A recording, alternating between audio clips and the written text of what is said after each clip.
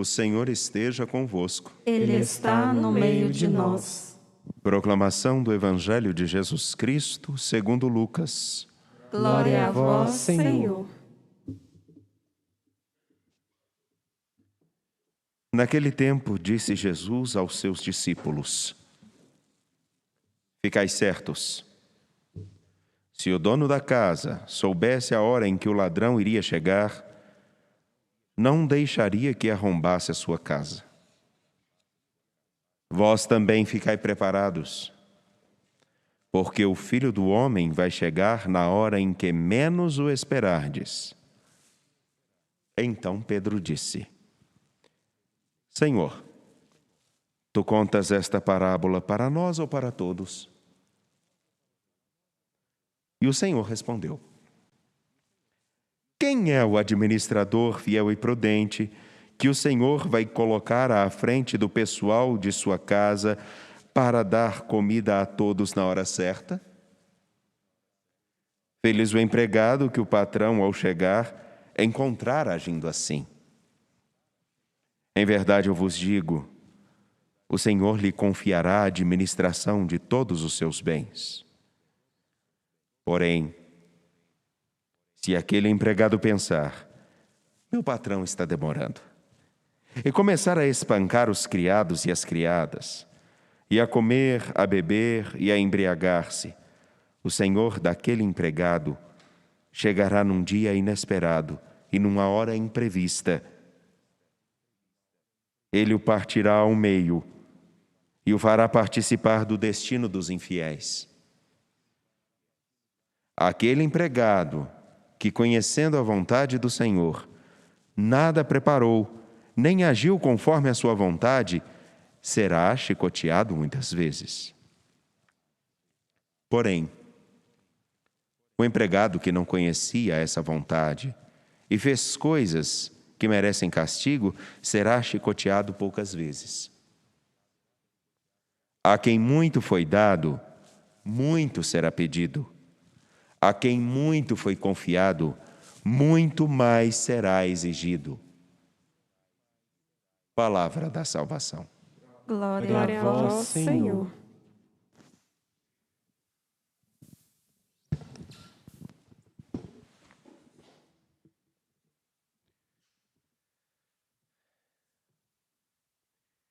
Tentando achar uma posição aqui para esse microfone, foi vindo para cá, juntamente com meu pai, realizando algumas coisas de cunho particular e necessárias, pensando exatamente o quanto que nós somos capazes de nos escravizar, de depender de algumas coisas, de algumas pessoas, de algumas circunstâncias. Um exemplo mais simples, muito simples, uma coisa tão banal, mas enquanto íamos logo cedo, num determinado momento, acabou o sinal e ele precisava conversar com minha mãe. E ele ficou inquieto. Lembra-se disso? Assim, então, é um aparelho, uma ligação. Nós podemos nos tornar dependentes e escravos de determinadas circunstâncias que são frutos daquilo que nós negligenciamos. Podemos ser escravos de um controle contínuo e perene da balança. Podemos nos tornar escravos e dependentes de alguém com seus afetos, com sua palavra.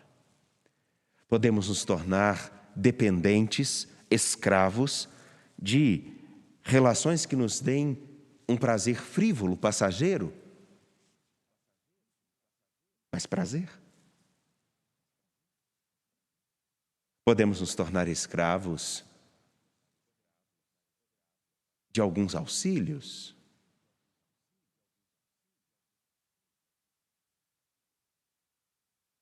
Sabem o porquê eu digo isso? Tornar escravo é perder a sua liberdade. E nós não podemos ser escravos.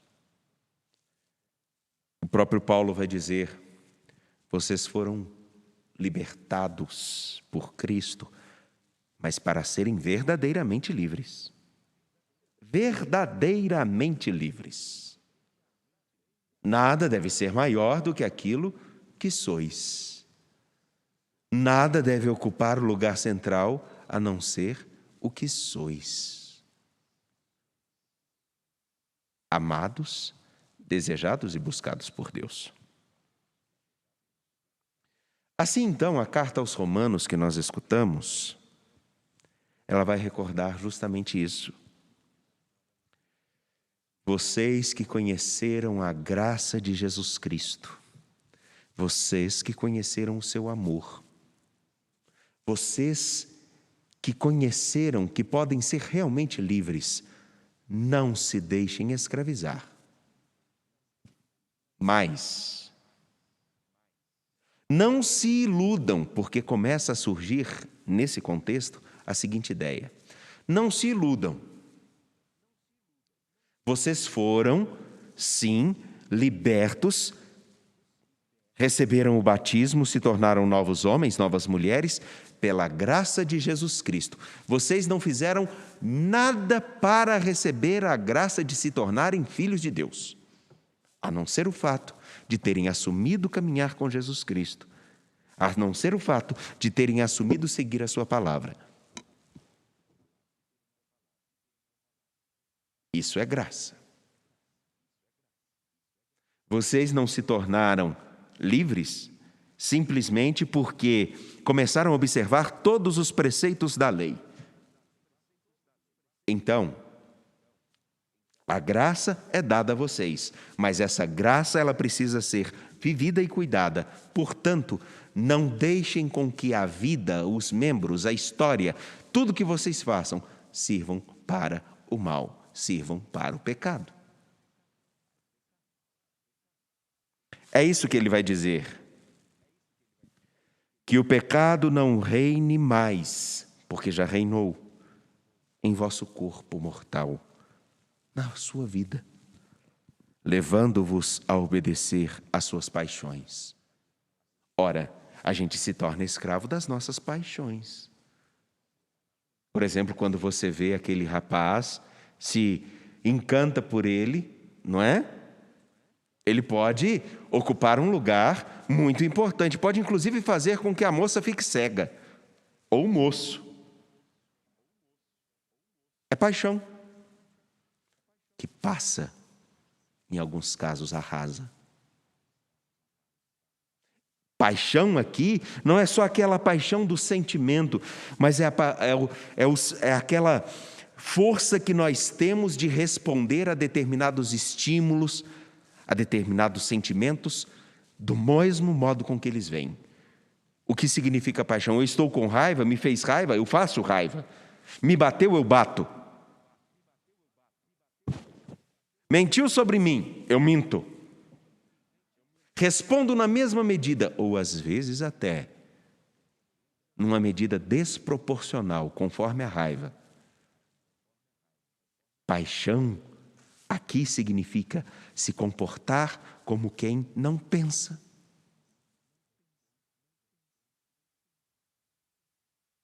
E aí está, a liberdade é justamente tomar a consciência de que eu não preciso agir somente conforme os meus impulsos.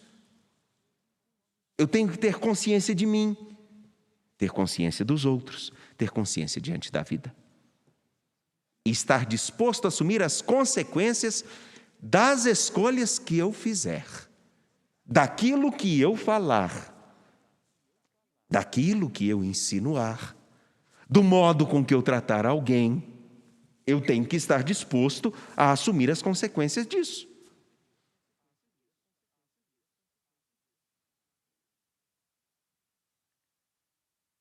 E aqui, nós olhamos para o Evangelho de Lucas, capítulo 12, versículos 39 a 48. Vejam que coisa. Jesus caminha com seus discípulos, sempre mostrando a eles a necessidade de saberem o papel, a presença, a que eles foram chamados. E de modo muito particular, no Evangelho de São Lucas, fica evidente, vocês foram chamados para dar a continuidade do anúncio da vida e da liberdade que eu proponho a vocês. Vocês foram chamados para isso. Vocês foram chamados para caminhar comigo.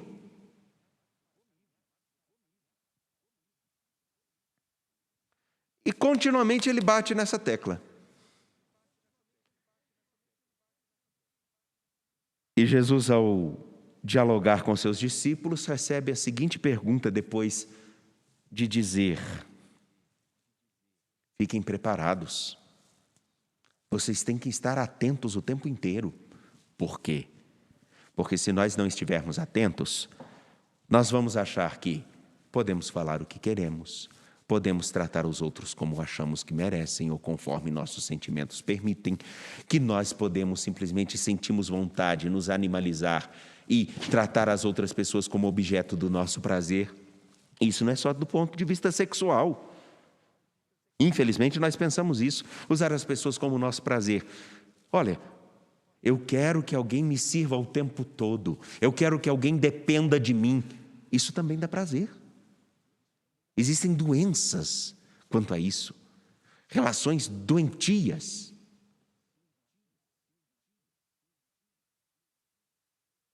Pensem bem, vigiem para que vocês não deixem com que estes sentimentos, que são rasteiros, mesquinhos, movidos pelas paixões, como por exemplo, eu quero comer isso agora, eu vou comer. Eu quero possuir uma pessoa, vou fazer tudo para possuí-la. Eu quero. Eu estou com raiva, eu respondo conforme a minha raiva. Eu estou triste, eu respondo conforme a minha tristeza. Estejam atentos, para que também vocês não cometam os erros daqueles que vocês olham, acusam. E Pedro então fica incomodado com isso e pergunta: o senhor está falando isso para a gente? O senhor está falando da gente? Oh, gente, vejam que coisa. Um pouquinho antes, Jesus está conversando com seus discípulos justamente sobre a necessidade de estarem atentos sobre o como proceder e o seguimento que devem fazer dele. Logo, Pedro já fez assim, ó. Precisa falar mais alguma coisa? É como quando, uma vez, permitam-me, e aqui, nós, criança é muito bom, né? No banheiro, eu pegava a bolinha de papel higiênico assim,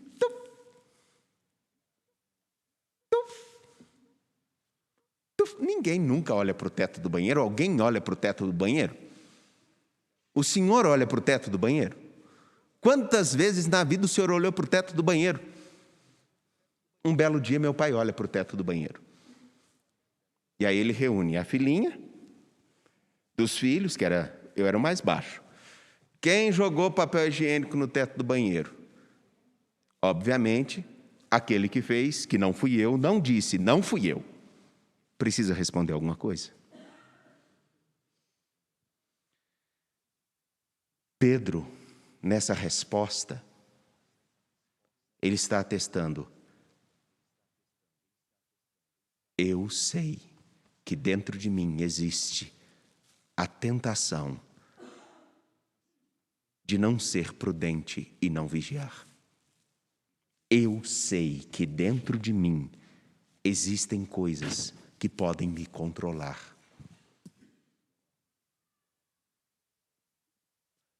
Mas sejamos bem honestos. Algum de nós é diferente? E aí está a chave crucial do que Jesus diz. Olha, se vocês assumiram seguir a mim e sabem o que precisam fazer, sabem como fazer, isso vai ser cobrado a vocês. Porque um garoto de 3 anos pode não ser responsável pelos seus atos, mas um homem de 18, um homem de 40, um homem de 70 é. Uma mulher também, para vocês não ficarem sentidas. Qual de nós é diferente de Pedro? Qual de nós não precisa ter muita atenção para o seguinte: Deus é graça e misericórdia, Deus é graça e a justiça.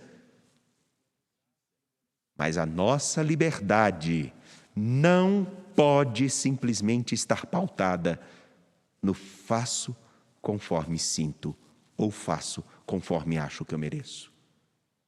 Existe um parâmetro. E esse parâmetro é Cristo, nosso Senhor. Deixemos com que a vontade dele cresça em nós, para não cometermos os erros que já foram cometidos no passado, seja por nós ou por outros.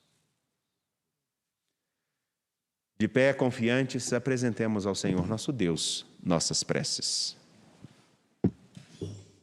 A nossa resposta será: